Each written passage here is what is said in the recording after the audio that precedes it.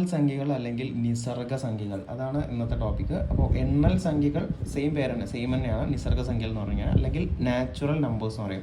So എന്താണ് എണ്ണൽ സംഖ്യകൾ? ഒന്നിൽ തുടങ്ങി 1, 2, 3, 4 അങ്ങനെ നമ്മൾ കൗണ്ടിങ് നമ്പേഴ്സ് നമ്മൾ എണ്ണുന്ന സംഖ്യകളാണ് എണ്ണൽ സംഖ്യകൾ എന്ന് പറയാം.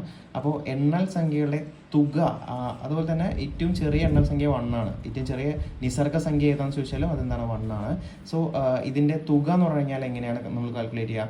n × n+1/2 എന്നുള്ള ഇക്വേഷനിലാണ് നമ്മൾ കൊടുക്കേണ്ടത്. അപ്പോൾ n എന്ന് പറഞ്ഞാൽ നമ്പർ, എത്ര സംഖ്യകളുടെ തുകയാണോ കാണേണ്ടത് വെച്ചാൽ അതാണ് n ഡിനോട്ട് ചെയ്യുന്നത്.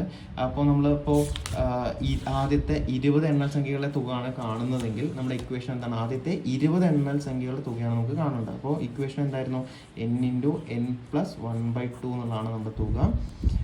n എത്രയാണ്? 20 ആണ്. So 20 × 20+1 divided by 2. സോ 20 × 21/2 10, ഉത്തരം 210 വരും.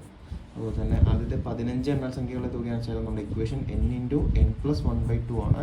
അപ്പോൾ 15 × 15+1 ഡിവൈഡഡ് ബൈ 2 അതുകൊണ്ട് 15 × 16/2 8 8 4 ബാക്കി 4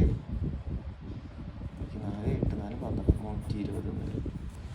ആദ്യത്തെ 10 എണ്ണൽ സംഖ്യയിലെ തുകയാണ് വെച്ചാലോ n × n+1/2 എന്നുള്ളതാണ് നമ്മുടെ ഇക്വേഷൻ. 10 എണ്ണൽ സംഖ്യയുണ്ട്. 10 × 11 ഡിവൈഡഡ് ബൈ 2 5 55 വരും.